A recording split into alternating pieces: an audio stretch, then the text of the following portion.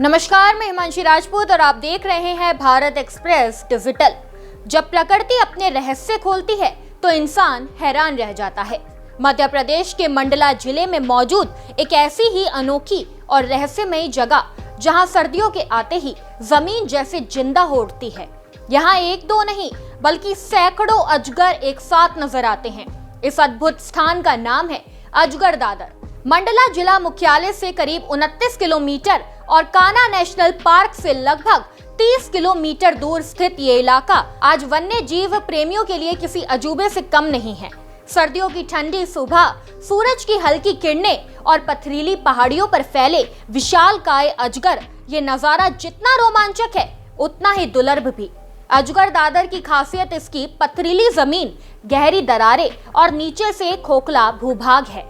यहाँ मौजूद डोलोमाइट की चट्टानें और चूहों की भरपूर संख्या इस इलाके को अजगरों के लिए प्राकृतिक स्वर्ग बनाती है। ठंड के मौसम में जब तापमान गिरता है तो अजगर अपने बिलों से बाहर निकलकर धूप सेकते हैं और अपने शरीर का तापमान संतुलित करते हैं।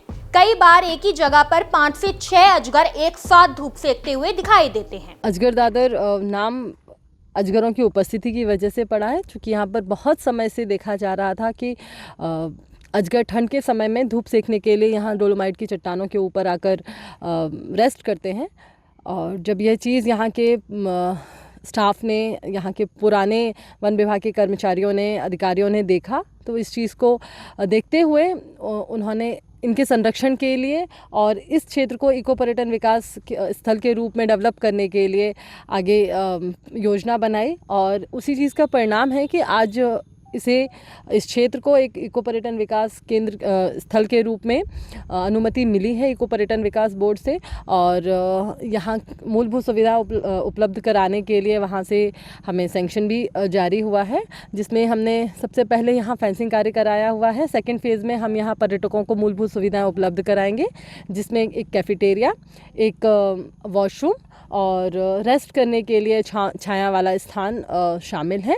इसके अतिरिक्त आगे के लिए हमारा और योजना है कि एक इको पर्यटन स्थल पर एक इंटरप्रिटेशन सेंटर भी उपलब्ध हो, ताकि लोगों को ज़्यादा से ज़्यादा अजगरों और उनके आवास, उनके हैबिटाट, उनकी प्रकृति के रूप में लोगों को जागरूक किया जा सके।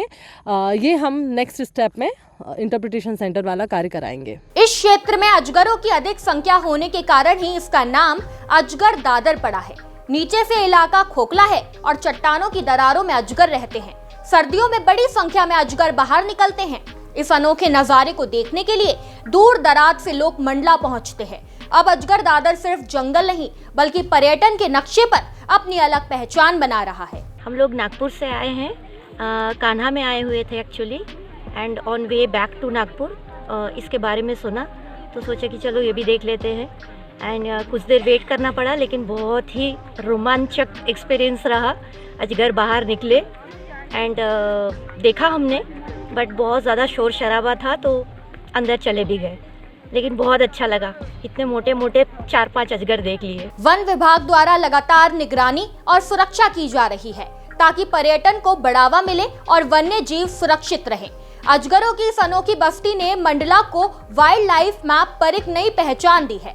अगर संरक्षण और पर्यटन के बीच सही संतुलन बना रहा तो आने वाले समय में अजगर दादर देश ही नहीं बल्कि विदेशों से भी पर्यटकों को आकर्षित करेगा। वाकई प्रकृति के ये चमत्कार इंसान को हैरान भी करते हैं और रोमांच से भी भर देते हैं। इस खबर में बस इतना ही। ऐसी तमाम खबरों को जानने के लिए देखते रहिए भारत एक्सप्रेस मध्य प्रदेश।